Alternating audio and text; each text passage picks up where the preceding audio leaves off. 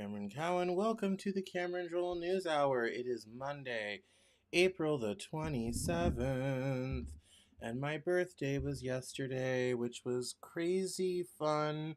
And by crazy fun, I mean I turned 38 years old. I went to dinner with a friend, and that was it. It was a relaxing day. Sunday's my day off. I don't do anything on Sundays. And so it was good. It was fun. Yeah, we're officially in the late 30s, which is crazy. I'd been hanging on to mid 30s, but I have 38 and 39 and then 40. So now we have to say the late 30s. Um, which is interesting. I had meant to write something, a reflection on the last 20 years or so. Didn't quite get that far. I might still write that, but didn't quite get that far. But it was still good. Still was a lovely day, and got a lot of wonderful birthday wishes from everybody, and it was good. And then today it was back to the grind because we have a business to run and it's Monday. So I joked with someone. I said if I really wanted to be lazy and take some time, I would have taken today off as well, so I would have an additional day off. And I said, but there's too much to do. We have the big thing coming up on May 7th is Cameron Journal Salons. My first salon, which will be an evening of conversation, is going to be on May 7th at 7 p.m. I'm bringing David Beckemeyer, Michelle Stiles, Terry Whalen, and Barry Marr, are some of my favorite guests from the Cameron Journal podcast, are going to be in this private Zoom meeting, um, looking for an evening of lovely conversation. The theme is outrage journalism, and we are going to be talking about um, how our journalism, how our information system turned into an outrage machine rather than something that's actually useful for democracy. So Michelle Stiles is going to bring the historical perspective. David Beckemeyer is going to bring the journalistic perspective. I'm Barry Marr too. Terry Whalen's been a long time in publishing at a very high level. So we're just going to have that conversation. There'll be Q&A at the end.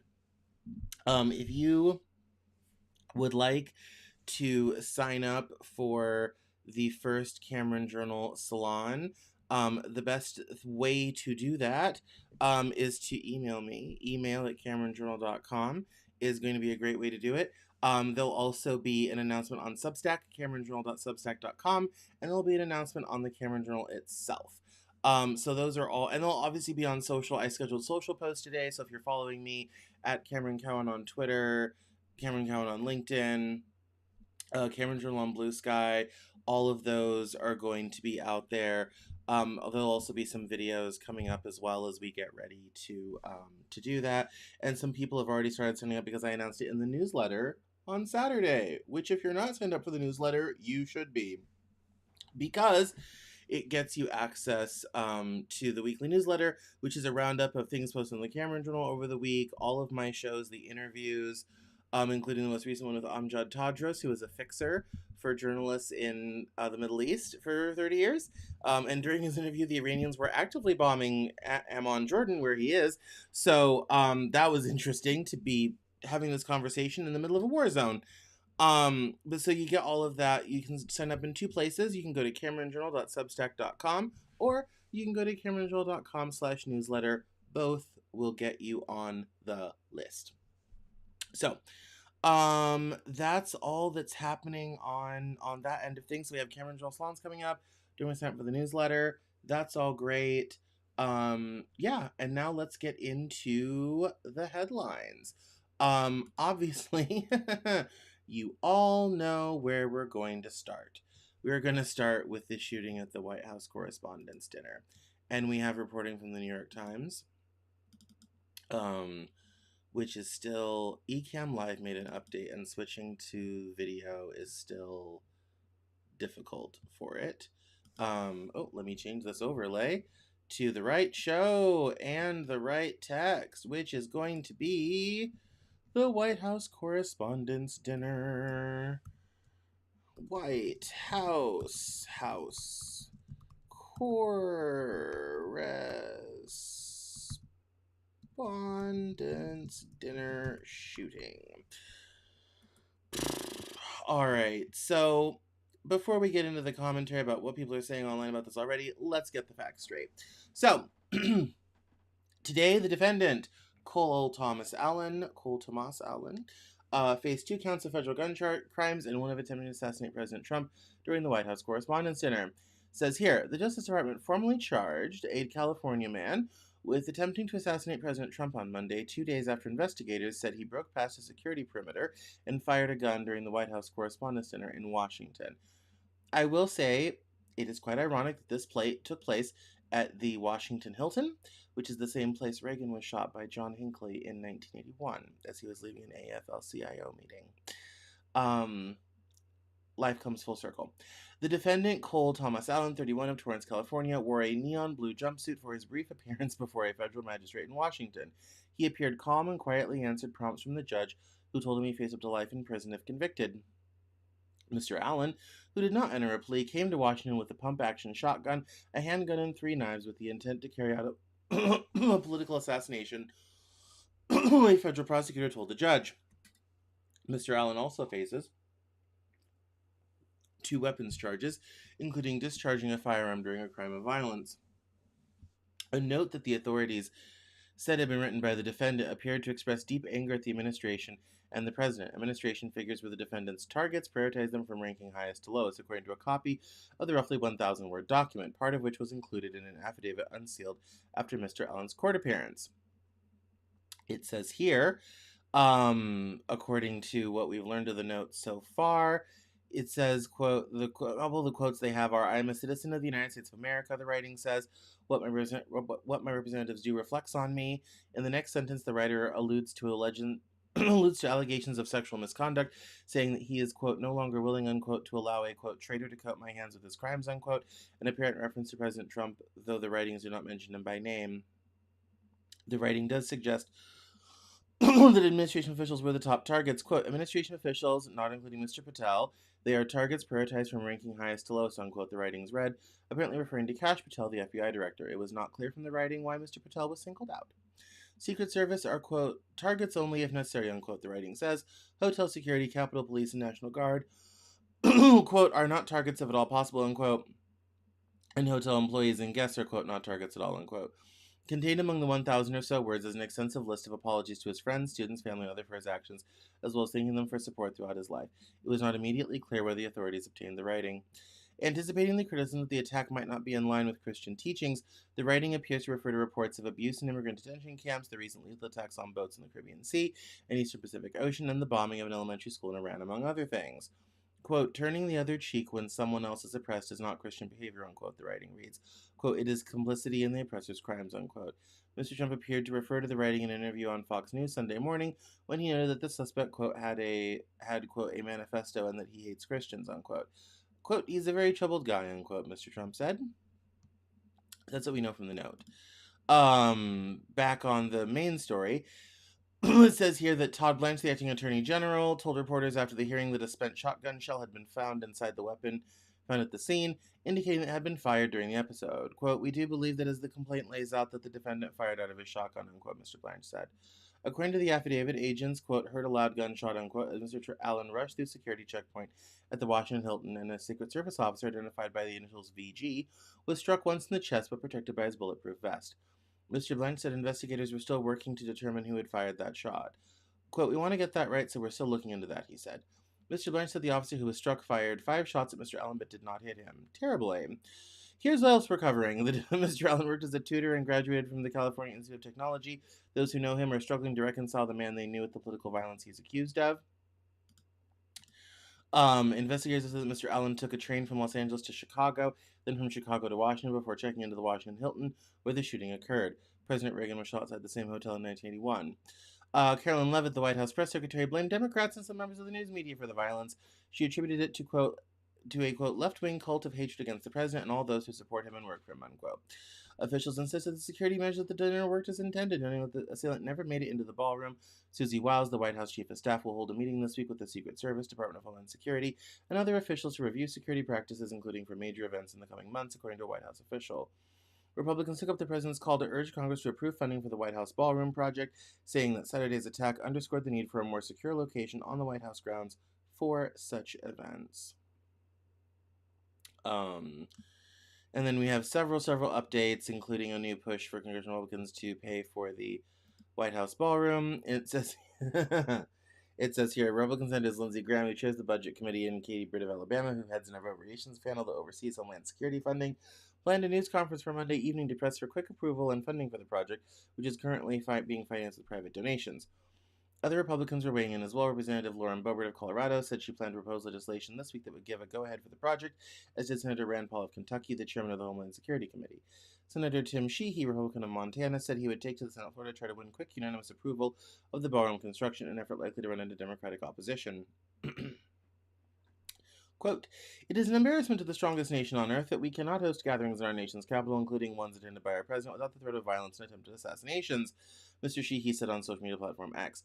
Mr. Trump plunged ahead with his ballroom project without any congressional approval of the project or the demolition of the historic East Wing that made room for it. A federal judge halted the work, saying that the construction had not won the necessary go-ahead from Congress, which typically would provide the money and some oversight, although an appeals court allowed construction to continue while it reviews the decision. Within hours of the attack at the annual gala at the Washington Hilton, Mr. Trump and his allies said the failed effort nonetheless showed the need for a highly secured structure that could host such events safely. Republican lawmakers agreed.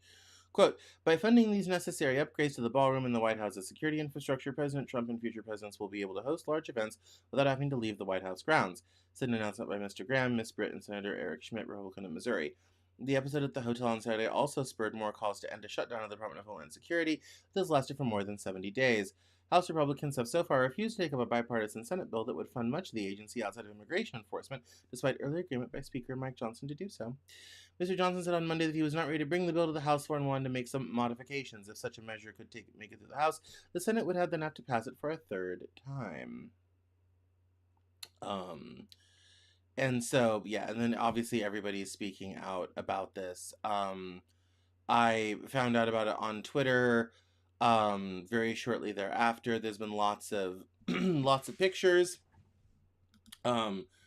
posted, and this is the article about his friends and family. I didn't open it beforehand, so I'm just kind of scanning it quickly. And more about the note and everything. I guess the shooter had 4 siblings here, it says. And Reformed Protestant. Pretty normal guy. And church going. It says, one person says, quote, he was definitely a strong believer in evangelical Christianity at the time I knew him, the fellowship member Elizabeth Turlington said. After graduating from Caltech in 2017, Mr. Allen spent several years working as a mechanical engineer, a self-employed video game developer, and a college test prep tutor, according to his LinkedIn profile. Bill Bin Tang, a professor of computer science at the university, taught Mr. Allen in several classes. Quote, "I am very shocked to see the news," Dr. Tang said in an email. "He was a very good student indeed, always sitting in the first row of my class paying attention and frequently emailing me with coursework questions." Records showed by 2 Los Angeles officials show that Mr. Allen bought a handgun in October 2023 and a shotgun in August of 2025. Yeah, and then he traveled by train. Right. Yeah, so obviously a lot has already been said about the shooting at the White House Correspondence Dinner. The most overwhelming sentiment online these days is that it was staged. I think that's dangerous territory. I think it's very indicative of where we are as a nation about these things. Again, these types of things do happen from time to time. As we recall, President Trump was shot and a firefighter behind him was killed in Butler, Pennsylvania during the campaign in 2024. There's obviously been an uncomfortable issue with this. There was Reagan in 81, which happened at the same hotel outside as President Reagan was moving to his limousine. A bullet actually lodged in his press secretary James Brady's eye and caused him to be partially paralyzed for the rest of his life. He used a wheelchair for years afterwards. The Brady gun law is named after him. The background checks and whatnot, the Brady requirements in gun control are named after him, and were primarily advocated by his wife. There's a very famous picture with him on the ground holding his eye. Um, Jerry Ford had an assassination attempt. Obviously, there was the Kennedy assassination, which was successful. And obviously, these things go stretch back to obviously Abraham Lincoln, who was the first president assassinated in 1865. There was also the McKinley assassination, um, as well as the Garfield assassination. So there's this unfortunately happens from time to time. Obviously, this is a terrible thing, and I've said this before, and I said this during the campaign in 2024. I will say it again now for any of those who might be confused about this. I am not an advocate for violence against Trump. Anyone who's watched this show for any length of time knows I am not a Trump supporter. I am not a fan of Trump, but I do not want the man shot in any capacity. That would be far, far worse. I said the same thing about Charlie Kirk. I lamented that I wish that I were programming against him the news hour after he was killed. So with all that being said, I'm not an advocate for violence. I can't say if it was quote unquote staged or not. That sort of conspiracy and rumor began after the assassination attempt in Butler. For President Trump, this makes his second round with danger, although this one was much less so, because President Trump was never in that great of danger. According to reports, he never really made it in. The shooter never really made it into the ballroom. The security did work as intended, and there's video of the Secret Service rushing the president out and JD Vance out of the hall. There's also a video of Erica Kirk running out crying that's been going around as well. And so yes, so that's the latest update so far. From what I can tell, we have a little bit of information here and some pictures of the Secret Service and the immediate beforehand. Very famous for those who really get into the lore. One will remember that President Trump very famously went to the 2015 White House Correspondence Dinner where President Obama made fun of him, and it has always been the trope that that was the reason he decided to run for president, is because he got shamed in front of people at this very event. He has not attended the event since then until this year, which is interesting. Especially, there's the picture of RFK getting hustled out because everybody was there. And this is the press conference afterwards. Obviously, here we have Melania, Pete Hegseth, Marco Rubio, JD Vance, and others. So yeah. So yeah, that was this weekend, and obviously this is going to be the big story this week as we find out more about the shooter, we find out more about the incident, we find out more about his manifesto, all this type of thing. Very frightening, very, very frightening, and a very sad time for the country. Yeah. So I don't know any more than you do at this point. Like I said, we're gonna find out a lot more as time goes on. It's only been a couple days. I'll obviously keep an eye on the story. I'm sure we will be talking about it next week. Sort of thing. So yeah. Moving right along, I want to dive right into the other big story from last week that I covered in the newsletter on Saturday, which you would have read if you had signed up, CameronJournal.substack.com. This I quoted these tweets, and we have the full indictment here. I'm going to read part of it from Mike Young, who I love. The same DOJ this week asked a federal appeals court to erase the seditious conspiracy convictions of Oath Keepers and Proud Boys. Leaders Menedre found guilty of coordinating an attack on the Capitol, just indicted an organization that monitored them. The donor fraud allegation may be legitimate, courts will decide that, but the sequence is not ambiguous. Blanche is in court protecting the groups. Blanche is in court prosecuting the people who watch them. That's not a coincidence, that's a policy.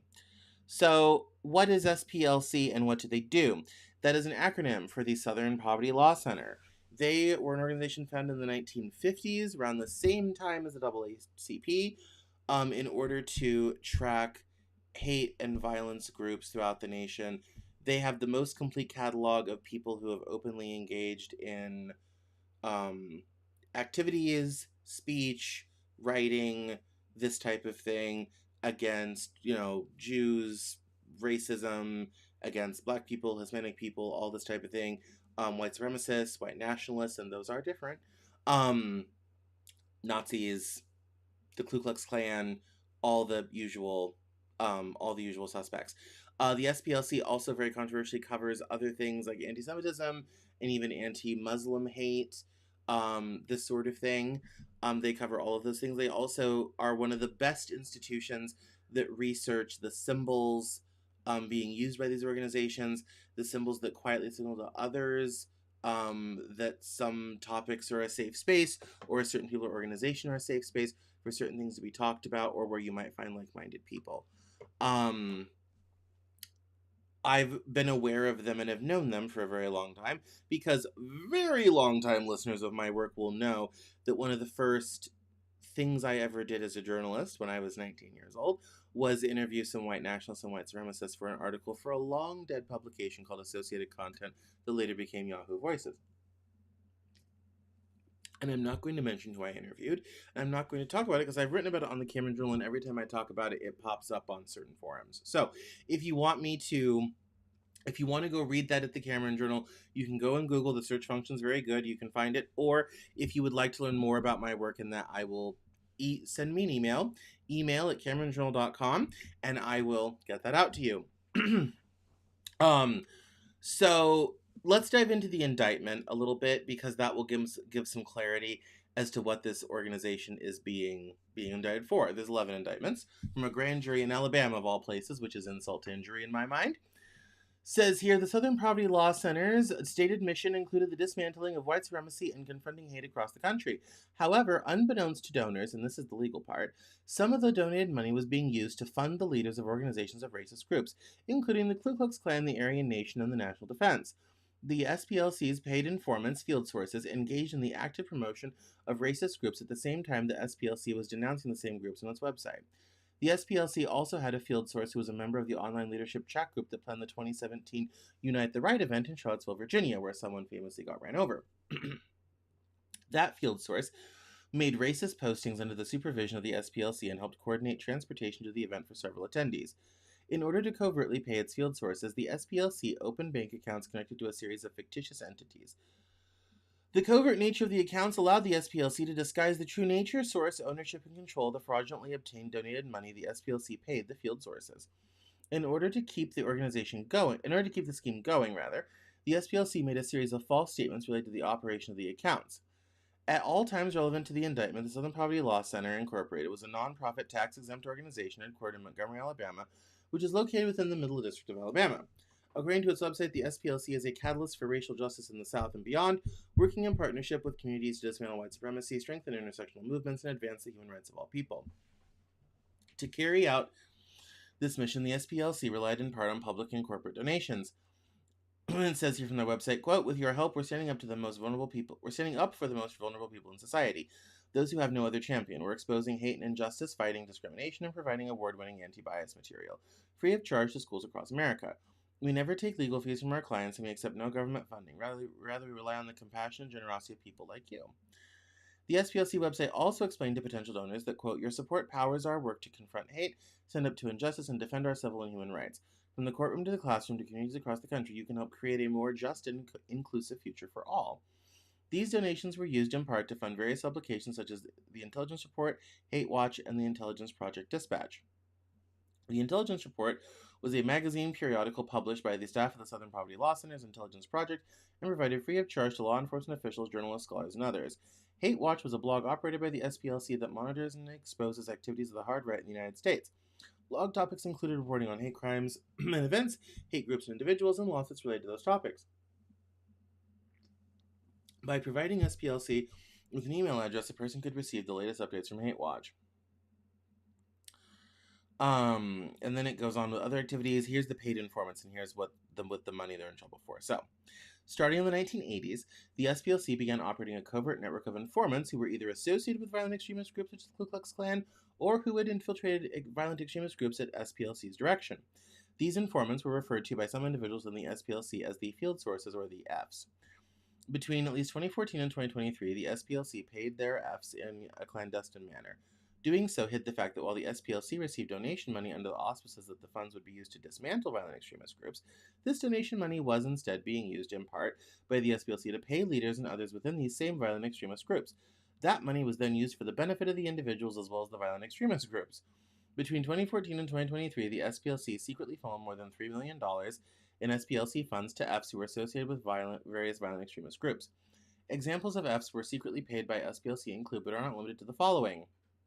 F-37 was a member of the online leadership chat group that planned the 2017 Unite the Right event in Charlottesville, Virginia, and attended the event at the direction of SPLC.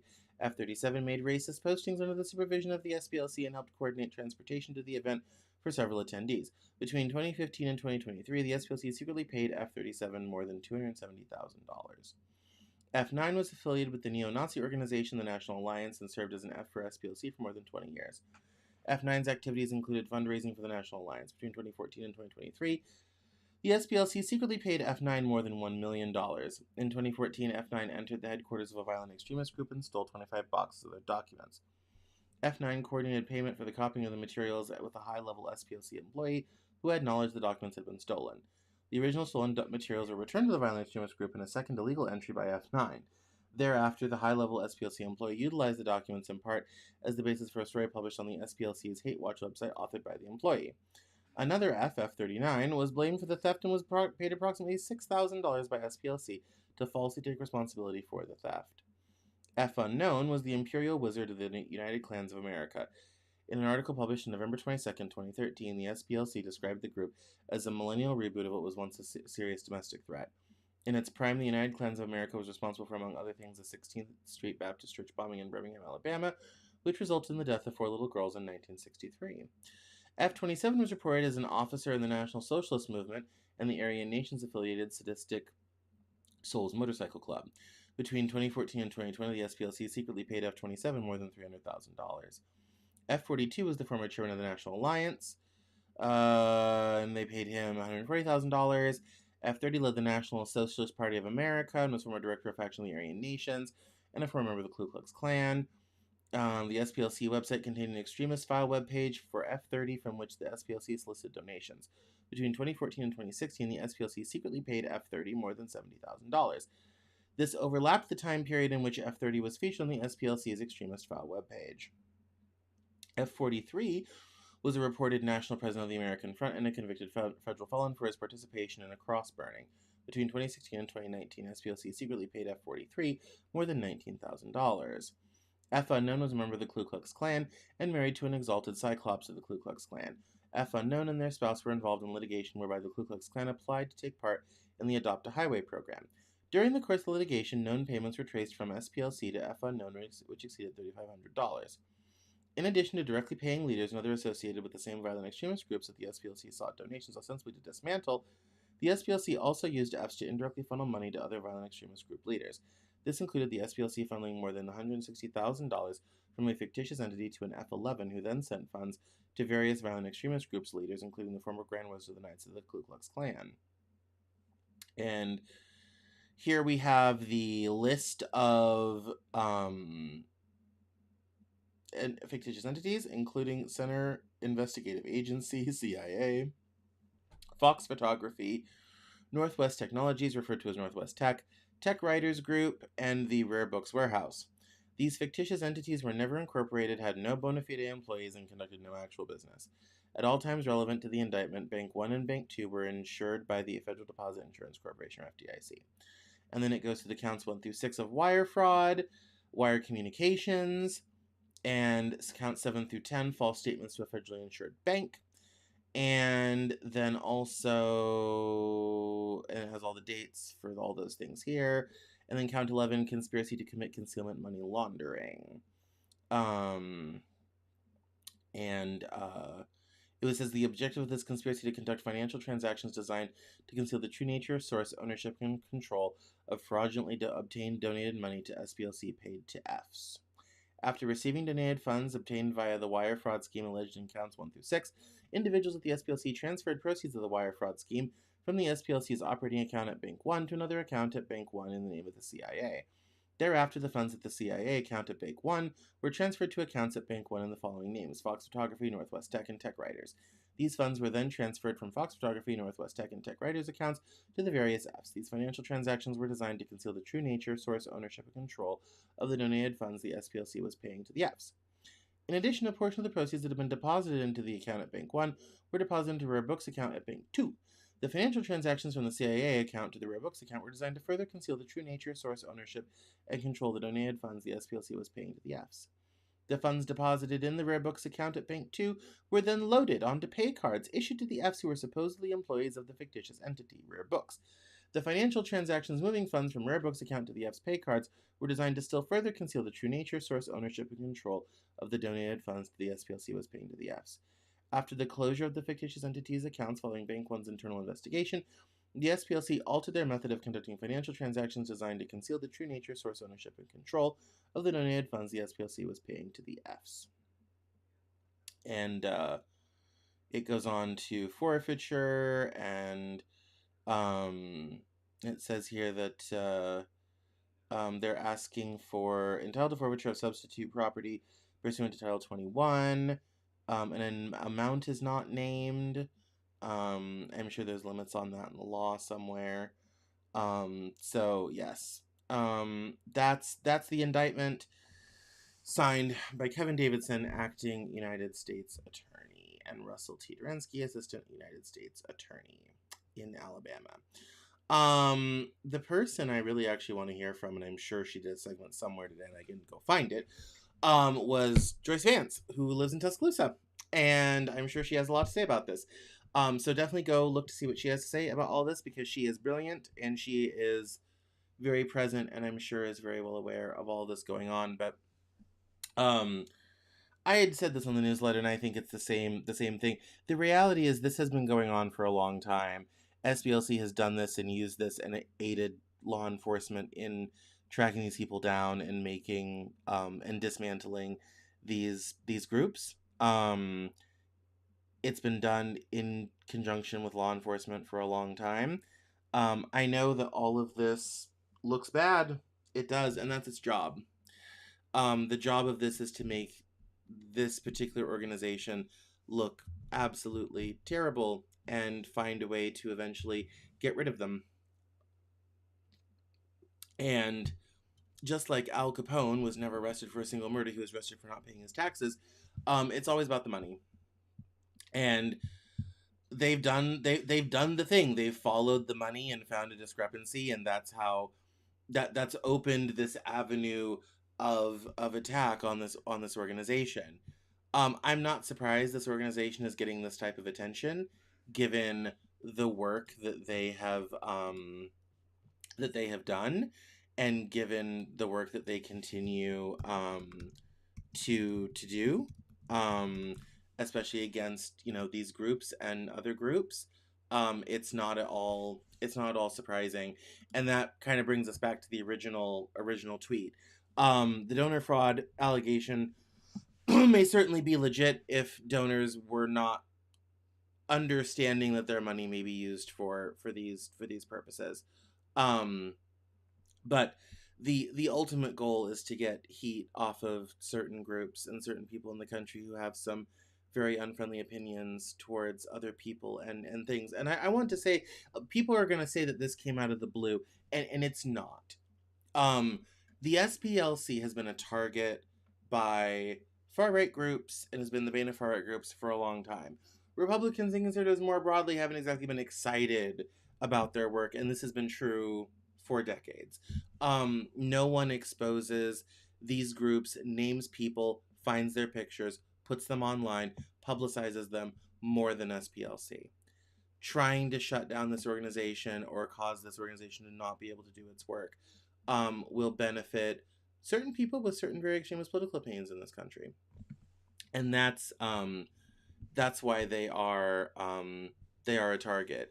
And this banking scheme, one, is you can tell none of these people who work here know how to do money laundering. This is sloppy. But two, if you're gonna set up a front company, it's also got to be a bit of a company. Even the mob will tell you that.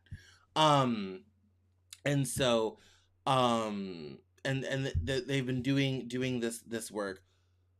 Whether they can prove this in front of a jury almost doesn't matter. The allegation is the point. The legal problem is the point. The story and the fact that we're talking about it is the point. That's the real point of this. It's not necessarily about the crime as such, if that makes any sense. It's, and I'm sure there will be some donors somewhere who will be horrified to find out that their money may or may not have gone into the pockets of the very hate groups that they were trying to fund money to dismantle. This is how SPLC works. They do it from the inside. Asking someone to take the fall for a theft or a break-in is, to me, the kind of worse than other things. The breaking and entering is also encouraging someone to do that is not great. But again, the point of this is just the allegation. It's the allegation to cause a problem, and the reality is it will cost hundreds of thousands of dollars to defend this case through federal court, and it will last a very long time. The legal case is the point. That's the allegation is the point. This news story we're talking about right now is the point. So that's that story. We're at 45 minutes already. So, Barb McQuaid. Before we let this go, Barb McQuaid commented on all of this, and she is one to go check out on Twitter. She's also very smart on these things. So I would, if you want to learn more and get a more legal angle, because I'm not a lawyer, Joy Vance, Barb McQuaid. Look those people up on YouTube. Watch the segments they've done on cable news. They will be excellent. This was an interesting video about Melania Trump and someone that she was involved in and supposedly introduced her to her husband.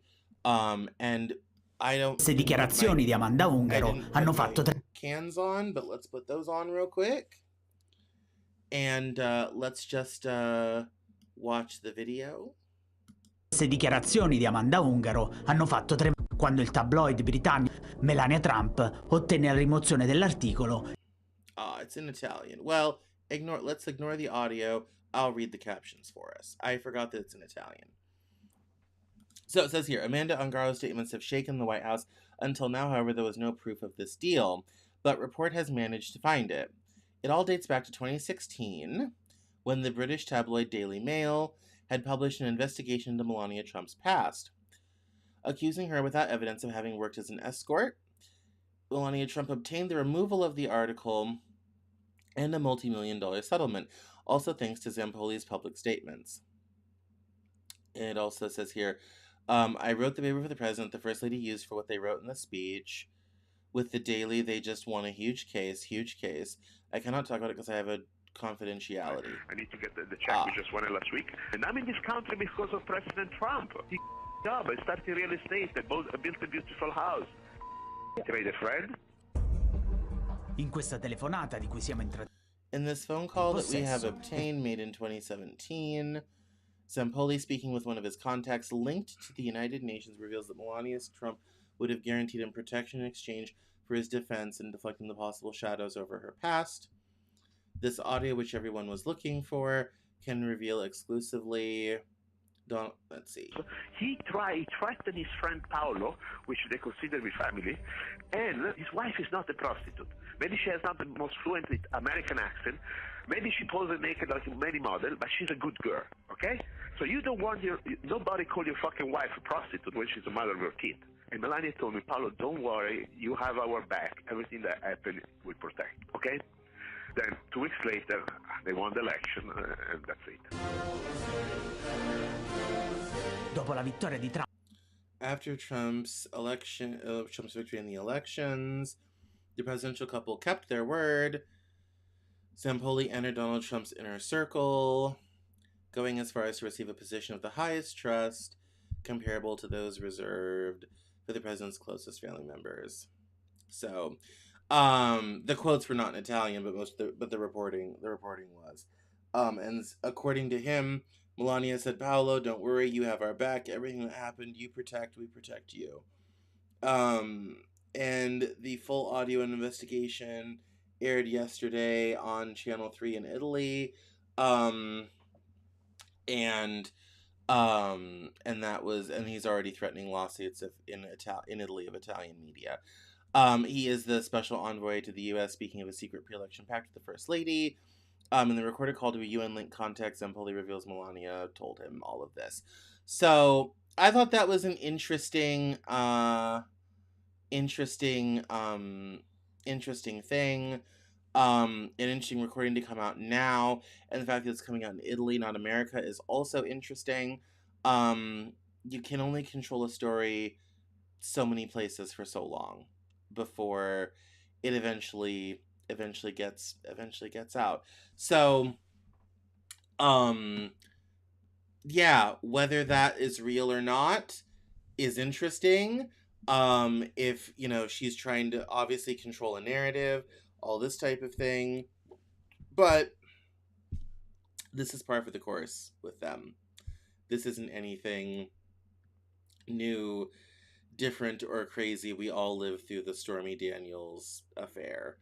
I think what's significant about this is the first time, especially since Amanda Ungaro came out talking about how Melania got with Trump, that now there's this kind of swirl of narrative activity around Melania, which is very unusual. She's very good at staying out of the press. She's very good at keeping the attention away from her and off of her.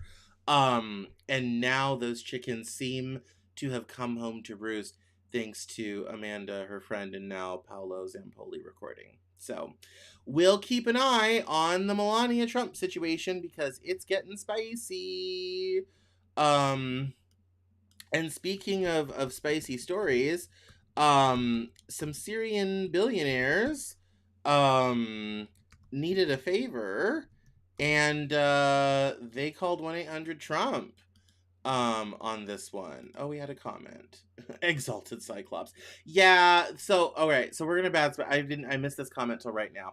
So before we move on, the titles that the KKK uses for some of its members are absolutely insane. Grand Dragon, Grand Master Dragon, and yeah, the women are called Cyclops. The KKK's insane. I could do a whole hour on the history of that organization and all that type of thing, and perhaps at some point I should. But yeah, it's weird. Yeah, man, it's weird. Moving on to the Syrian billionaires. So, this story is funny. Last summer, Representative Joe Wilson, Republican of South Carolina, sat in his Capitol Hill office in rapt attention as Middle Eastern investors laid out their plans in a video call to develop coastal property in Syria, a cruise ship port, a polo club, a Bugatti car showroom, a world-renowned world-class golf course, all in a country that just recently been torn apart by civil war. No, is this everything? Well, Mohammed Al-Kiyat, a powerful Syrian-born businessman, was pitching the proposal. His brothers were winning more than $12 billion in government-sponsored contracts to rebuild a wide swath of the devastated Syrian economy. There was a hitch, though. The Kiyats needed a big favor from Congress with the support of President Trump: the permanent lifting of crippling sanctions imposed on Syria before the fall of President Bashar al-Assad in late 2024. That is when Mr. Wilson, himself a former real estate lawyer and proponent of the sanctions repeal, offered a tactical suggestion. "I know how to get the president's attention," Mr. Wilson said. "Make it a Trump national golf course in Syria." Mohammed Al-Kiyat was already a step ahead. He said he had planned to propose a Trump-branded resort. At the same time, his two older brothers were negotiating an even bigger real estate partnership with Ivanka Trump, the president's older daughter, and Jared Kushner, her husband, to help them finance a multi-billion-dollar resort in Albania. Such a mixing of personal and diplomatic affairs has long been the norm in Middle Eastern nations, where a small set of players have historically run and profited from their dominant role in society. But it has become the way Washington operates in Mr. Trump's second term, too. Business discussions involving the president's family, be it merely aspirational like the golf course, or active like Mr. Kushner's project, are consistently blurred with important policy decisions or consequential nation-to-nation negotiations. And it has a little graphic here of the Al-Kiyat brothers, Motaz Ramez Mohammed, floated planning of the Trump Organization, working on something in Albania with the Trump Organization already. It's also a sign of how powerful Mr. Trump has become. To get almost anything done in the nation's capital requires not alienating a vexed and vengeful president and ideally pleasing him. Other presidents, both Democratic and Republican, have taken steps to avoid even the perception of a conflict of interest. While in Mr. Trump's world, it's almost the reverse. The family has been open that it intends to keep doing business deals around the world. That has led to a warped system of executive patronage in which investors donate millions to the president's pet projects or invest alongside the Trump family in hopes of achieving their policy goals, even if no explicit ask is ever made. In fact, the White House and the Trump Organization assert that they were not aware of the proposed Trump golf course for Syria, and the Trump Organization said that no discussions were underway. And the White House officials rejected any suggestion that the Trump family-related real estate discussions had any impact on the president's foreign policy choices related to Syria. Quote, President Trump performs his constitutional duties in an ethically sound manner, and to suggest otherwise is either ill-informed or malicious, David Warrington, the White House counsel, said in a statement. The Kiyat family also said their financial partnership with Mr. Kushner was unrelated to the sanctions repeal effort. And we have some pictures of new Syria development and redevelopment. Here's what they're planning. Lovely, bright, amazing. That is going to become that. And lawmakers on both sides of the aisle had favored lifting the sanctions to enable Syria to draw the hundreds of billions of dollars that would be needed to repair the devastated country. Mr. Trump himself had been in favor of lifting them early in his current term and did so temporarily last spring. Still, some members of Congress were reluctant to repeal the legislation permanently without leverage, in case the new Syrian regime turned out to be as brutal as the old one had been. The golf course proposal became part of a lobbying effort on Capitol Hill, a hint of how simply invoking the Trump brand has become politically advantageous to certain political causes. Mohammed Al-Kiyat returned to Washington last year, toting a special stone celebrating the proposed golf course carved with the Trump family emblem. He presented it to Mr. Wilson in his Capitol Hill office to deliver it to the White House. Mr. Al-Kiyat then joined meetings with other lawmakers to push the sanctions repeal. Weeks later, legislation for a permanent repeal won approval in Congress and was signed into law by Mr. Trump in late December. The Trump and Kiyat families came together at an Italian restaurant in Doha in 2022. Ivanka Trump and Jared Kushner were in Qatar for World Cup soccer matches, and they dined at Carbone Doha, an extension of the New York City restaurant that sits on an island with a view of Doha's impressive skyline. The restaurant's owner worked his way over to meet the famous diners. It turned out that Ramez Al-Kiyat and his family owned not just Carbone Doha, but every restaurant along that street on an artificial island the family had built in just 6 months at the request of the Qatari royal family to create an entertainment zone for the World Cup. That's that. And here's the restaurant. Looks lovely. Since the Kushners and the Kiyats were sharing their histories as scions and real estate developers along with their dreams for the future, Mr. Kushner had recently tapped Middle Eastern sovereign wealth funds, including those from Qatar, to set up a $3 billion private equity firm after serving in the White House during Trump's first term. Now he had designs on building a multi-billion-dollar resort on an island off the coast of Albania, not too different from the one he was sitting on. Ramez and his brothers had moved to Qatar full-time in 2011. The Kiyats developed a relationship with the Qatari royal family and built them a mountaintop vacation palace outside of Damascus. It was one of several high-profile projects that had grabbed headlines for the family, including a wild episode when, after several neighboring countries imposed a blockade on Qatar in 2017, they flew in thousands of cows to supply milk and other dairy products to the small, oil-rich nation. Despite their success in Qatar, the Kiyats never gave up hopes of returning to Syria in some way. And it appears that's how they did it. And they're rebuilding the airport, and they're working with Chevron to do offshore natural gas, which I'm sure will be very important given the Strait of Hormuz situation. And and all these are properties that they've purchased in Damascus that I presume are going to get bulldozed. This one's is under construction, are going to get bulldozed and rehabbed into new things. So the story here basically is golf course diplomacy.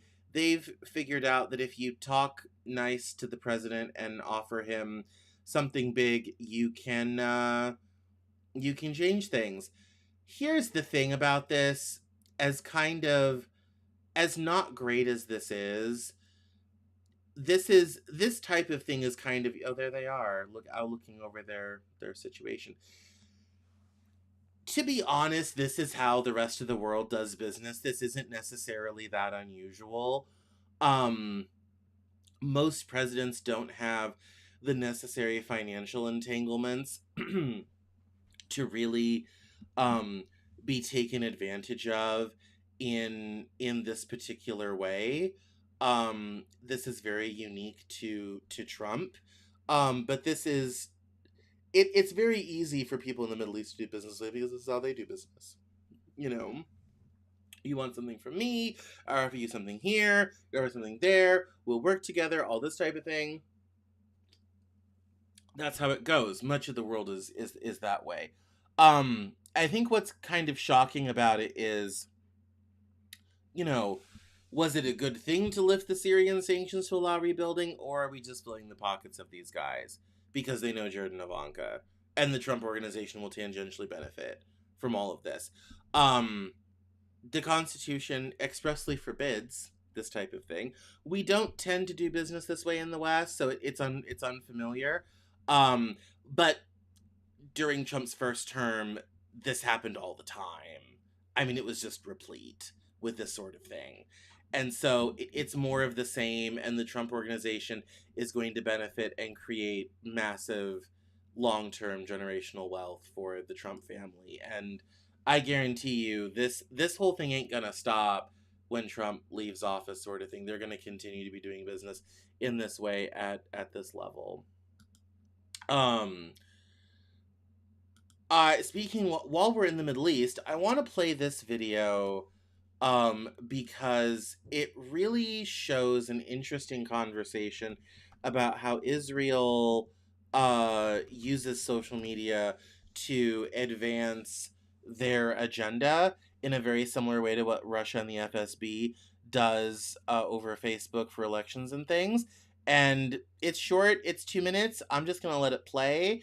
And while you're listening to this, let's think about Israel, Gaza, and Iran, and what this means for news narratives. You know, I'm always bitching about news narratives. News is a narrative, that's why they call it a story. News is a narrative, that's why they call it a story. Allow me to present another evidence for the file. Hi, so my name is Ella Kenan. I'm a content creator, but I'm also the founder of an organization called Bright Mind. What we do is, let's call it digital assets that serve the Jewish people in a more strategic manner. We got to close to 3 billion views since the beginning of the war, completely organic. We work with communities of over 60,000 people around the world that make our content viral, but also help us report anti-Semitic rhetoric and fake news, and therefore take it down, and other actions that do serve the narrative. We also create content for non-Jewish influencers that collaborate with us, and we have all sorts of things. I will elaborate later.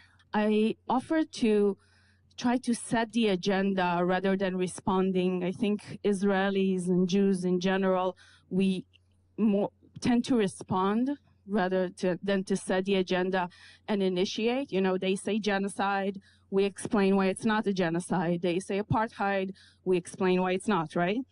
So I offered Hamas is ISIS, and I offered why, and I gave a short 101 on how we can garner attention and traction around that narrative. And that worked. So in 3 to 4 days, it became the most viewed narrative online. It became viral for almost 3 months around the world, in some places even more. And it even got to Biden's speech. And I can also, I can't show you, but we have so many videos and posts of Palestinians, of Hamas officials like Abu Ubaida responding to that narrative, influencing them. So, yeah, that's where it all started. Okay, well, yeah. You definitely really, yeah. You earned that. And to applause. Yeah, 3 billion views since the start of the war, and yeah, it's quite a large public influence operation that she's been a part of and running and creating and shaping the narrative, which is why I always say narrative is so important.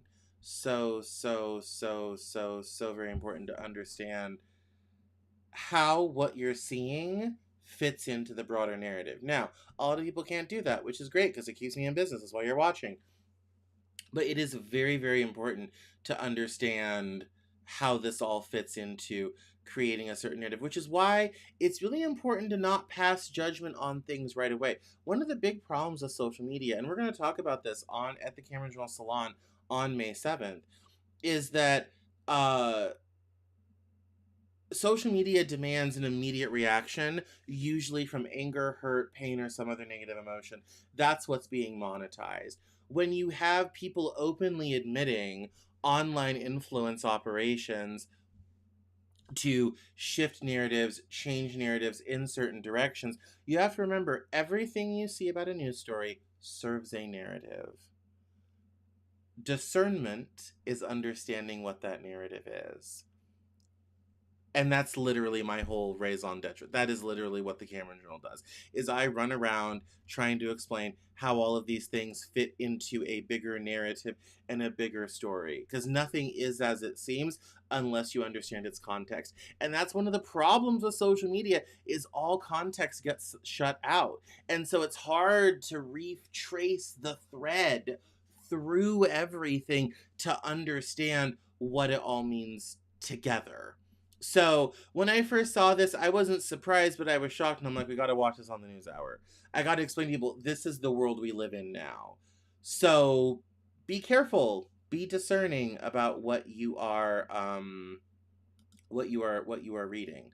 Let us talk about Nick Shirley. And because it's 8:04, we're almost at the hour. That can go. That's about China, and I will talk about that briefly. We'll talk about the trans people and the minimum wage thing and the thing next week. But we'll wrap up on Nick Shirley and the other thing I just mentioned.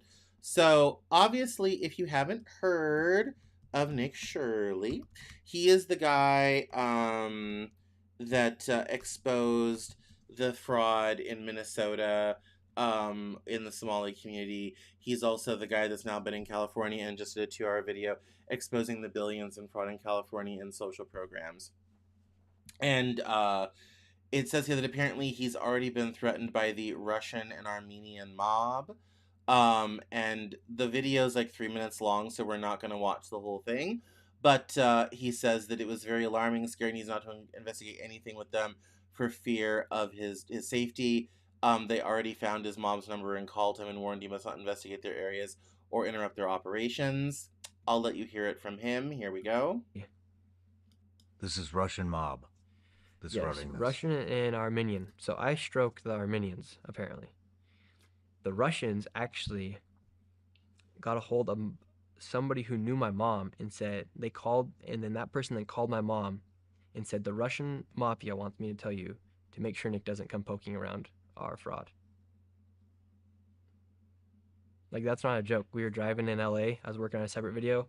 Somebody called my mom, and she apparently knew some people and she had my mom's phone number. She called my mom and said, the Russian mafia wants to make sure to let you know to have Nick not come snooping around our businesses. How's that make you feel?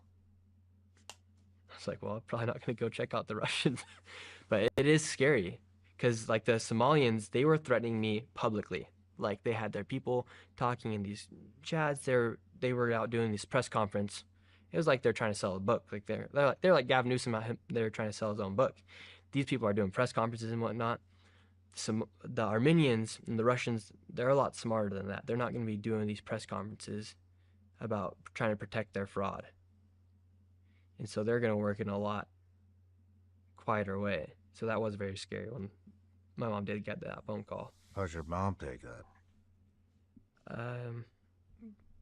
Like, now we're not like used to it, but it's like, okay, Nick, we need to be cautious, which isn't fun. Shit, man. That one was a little crazy, not gonna lie. Yeah, that's serious. Yeah, that was serious. I mean, that's serious. Yeah, it obviously the bigger story here is that the frauds in fronts and businesses goes longer, deeper, lower than we probably previously imagined. And it's all costing us a lot of money, we the taxpayers. Um and the fact that there's already sort of this pressure operation against him is not shocking at all if you understand organized crime and how they work. I mean, it took the full weight of the federal government and the FBI to control the mob, and and then in the 80s finally get RICO prosecutions and pronouncements and all that type of thing. Um, Obviously, one lone independent journalist um, is not going to be able to accomplish what the entire FBI and the prosecutor's office in Manhattan did against the Italian mob in the 80s. Um, but yeah, it shows how deep that rabbit hole goes, how crazy it can get, and obviously, I don't want Nick Shirley to come to any harm or to come to any danger because of the journalistic work that he does. So obviously he's on the story and he's touched a nerve. I hope he doesn't come to any harm because of that. As someone who's just kind of gone around investigating things willy-nilly without a lot of care, and people to take me aside and be kind of like, dude, you are treading in dangerous territory. I've been there. I've done that. I've had similar conversations with my mom along the way. No one ever contacted my parents, thank God. But I've definitely had to have the conversation about what to do if that should ever happen, given some of the characters I have discovered in my years as a journalist. So I wanted to highlight this as part of the ongoing anti-fraud and corruption crusade that Nick Shirley is on. I want to finish tonight's broadcast with a story about China. And the reason I want to is because on Saturday, I did a special with that Intel guy from TikTok, and we did a full hour on the Cold War, the impending Cold War with China. And in that video, he explained that everything the Trump administration has done in the last year and a half, from immigration to closing the border to Mexico to fentanyl to threatening to invade, all this type of thing, all of it has been, even the war in Iran, is all to contain and box in China, because China was waging this quiet war against the US with fentanyl, with energy, all this type of thing. And I was blown away by this, because he said it on TikTok, and I immediately jumped into his comments. I had him on the show 2 years ago. I immediately was in his messaging and comments being like, dude, you need to come on the show immediately. And he's kind of like, okay. And so we did it on Saturday, and we sat together for an hour. It's on YouTube right now. I haven't caught up on content. It'll be on the Cameron Journal here shortly. It went out in the newsletter on Saturday. This is why you gotta watch. This is why you gotta subscribe to the newsletter. And so with all of this thinking about China, with that in mind, with that idea that we are engaged in a Cold War with China, this post that I had saved last week has a different tinge to it. And it starts from this tweet from Elena Trend says, some Trump officials have privately acknowledged that the president's public commentary has been detrimental to talks with Iran, noting the sensitivity of the negotiations and the Iranians' deep mistrust of the U.S. This was especially true on Friday when the Pakistanis were in Tehran for talks with the Iranians. As the meeting played out, Trump took to Truth Social and spoke with several reporters, claiming Iran had agreed to a host of provisions that sources familiar with the talks had said had not yet been finalized. He also asserted that Tehran had agreed to many of the most contentious U.S. demands and declared an imminent end to the war. This commentator, Dimitri Kofinas, he had said, in response to this, that I've always felt that Trump was a two-dimensional thinker. His success has come largely from his ability to exploit behavioral norms and from his lack of inhibition, including his use of strategic irrationality. True. Up until now, he's operated in a world of laws, norms, and rational expectations, banking on his counterparty's commitments to the status quo and their willingness to de-escalate. What he did by assassinating Iran's leader alongside members of his immediate family at the war's outset and by continuously acting in bad faith during the course of the negotiations has been to change the underlying conditions of the game. He does not seem to recognize that. He certainly hasn't adjusted his behavior accordingly, but it seems that the Iranians have. What worries me is that this behavior will eventually have the same impact on Chinese calculations, whether through spillover from the current conflict or in some future confrontation.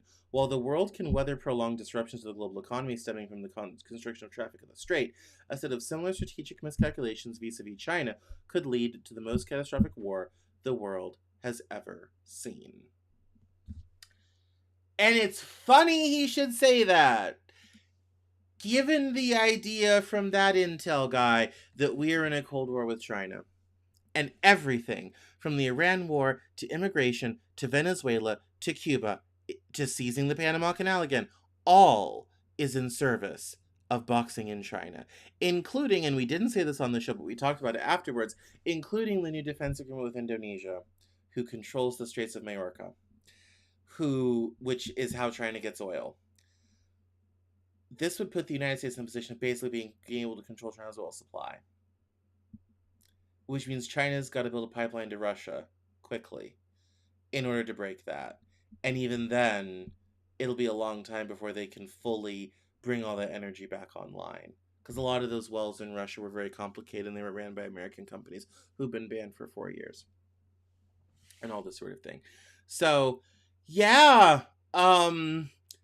An interesting thought to end the evening on. So, yeah, it's all part of the mix, all part of the narrative. So, anyway, my name is Cameron Cowan. This is the Cameron Journal Newshour. On Thoughts of a Chinese Cold War is where we'll end. But my name is Cameron Cowan. This is the Cameron Journal Newshour. Please find me on all social media at Cameron Cowan on Twitter, Instagram, LinkedIn.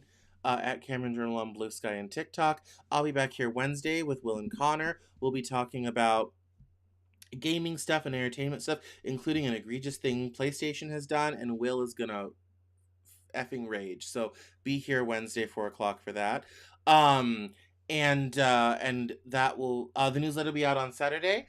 The news hour is next Monday at 7. Do not forget to head over and sign up for Cameron Journal Salons over on Substack or at the Cameron Journal. So CameronJournal.com for all of that. The Outrage Journalism Salon will be on May 7th. And that's going to be a really fantastic event. Like I said, with David Beckemeyer, Terry Whalen, Michelle Stiles, Barry Marr, all your favorite guests. Those are going to be the places to go for that. I'm probably going to make a page for that called like CameronJournal.com/salons. And just have the graphics posted up there, easy to link out to my event software and everything. So we're getting fancy here. We have CRMs now. We have event software. Like, I'm more than just a guy. I'm turning into my own little media empire. You can call me CNN, the Cameron News Network. Anyway, I kill myself. All right, everyone. Thank you all so much for watching. Have a wonderful evening. This has been the Cameron Journal Newshour. Good night.